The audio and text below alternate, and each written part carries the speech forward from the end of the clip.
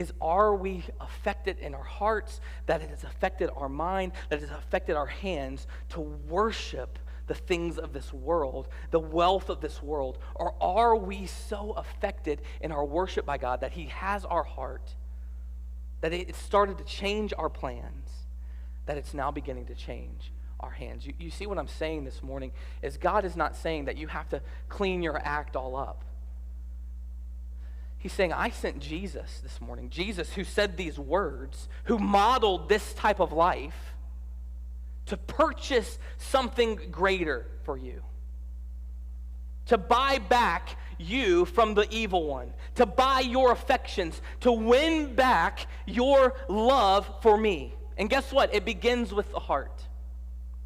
And this morning, we can try to clean up the outside and try to, I'm just going to be generous and I'm going to write the big check, right? And we sometimes think, just fake it till you make it. I'm going to be a generous person, so I'm just going to write the big check. But all the while, we're thinking, that big check, okay, it's all right? And we think that whole thing. We give, what? Under compulsion. That's what that is, giving under compulsion. But all the while, our heart's not in it. God doesn't want your money. He wants your heart. And when your heart's affected, then your plans will start to change, and it'll affect everything that you do. I came to a place that year where I was at the bottom of the rung. I hated everything and everyone. And I stood in the lobby of Cookout, and Cookout is owned by a Christian man, and so they play Christian music sometimes out there for people to listen to. And I was out there and I was cleaning. I was there late. I was way past my shift. I was supposed to get off at 5 p.m. and I was still there when the dining room closed at 10. So I was in the middle of this thing, right, where I was trying to make all this money. So the dining room closes at 10 and I'm cleaning up. And all of a sudden this song comes on. It's called Untitled Hymn. You can look it up. It's a Chris Rice song. And the chorus of this song says, "Come to Jesus. Come to Jesus." And I heard that song, and I knew the song, and I began to openly weep. Because I knew where I was. I knew my affections and my heart were all about money. And I knew it had affected my plan. And I was standing in that cookout at 10 o'clock at night when I should have been gone at 5 o'clock because it had affected what I was doing in my life. And I began to weep because I had a realization that it was not filling me up, that I was miserable.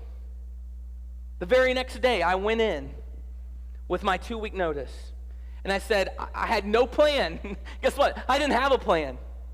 Why? Because God had so affected my heart that I didn't care what the plan was. The plan is to serve him. The plan is to just do this thing. And he grabbed my heart and gripped my heart to the point where I said, I'm not doing this anymore. And I mean, through a series of events, I basically went around to churches and said, I don't care if I'm scrubbing the toilets for you. I want to serve God, and that's what I'm going to do.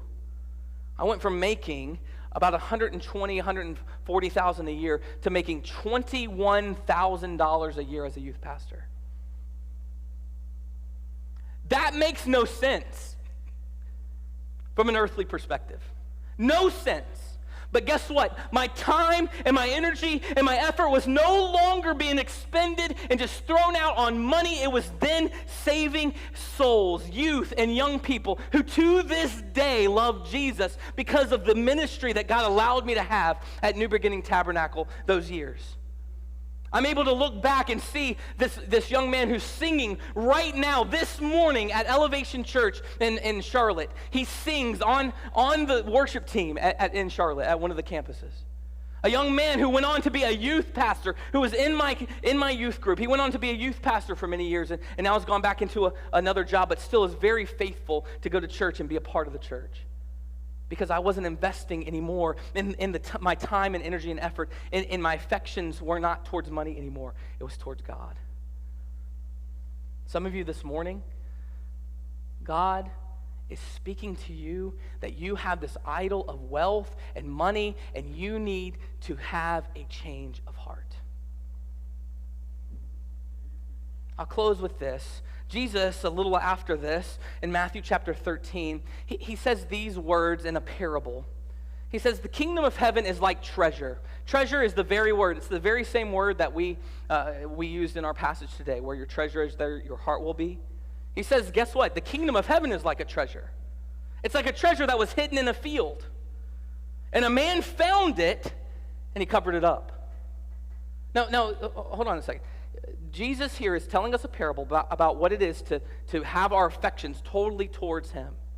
He says, look, finding the kingdom of heaven, finding peace, finding grace, finding mercy at the feet of Jesus is like a guy who's walking along. Maybe he's texting, maybe he's calling. We don't know why he's walking across the field. I don't know. Maybe there's a Dollar General on the other side. We have no clue, right? But he's walking through this field for some reason. And it's almost like he trips over this treasure.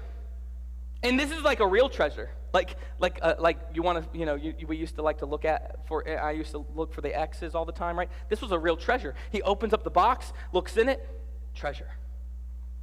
Enough treasure that his entire life can be taken care of. That the rest of his life he can live in luxury, and he can live in peace, and he can live in this very nice house, right? And so he closes the lid. What does he do? It tells us he covered it up. All right, what did he do? He came across this thing that so gripped his heart that he came up with a plan. And his plan was, I am going to go and sell everything that I have. All of my stuff, my house, my clothes, everything of this world, and I'm going to sell it all so that I can raise enough money to buy that field so that I can have that treasure. Jesus says that is what it's like when we worship God and God alone. That is the worth of God. It's taking all the stuff in your bank account. It's taking all the time and energy and money. It's taking all your earthly possessions and saying, these do not matter.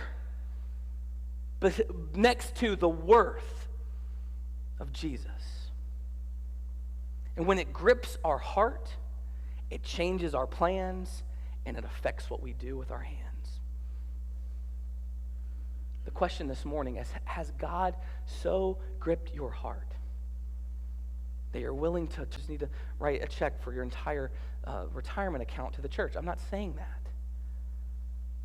But has God so affected us in our heart that it changes the way we actually think and what we actually do? Because guess what? Many of you in here, and I've been right there,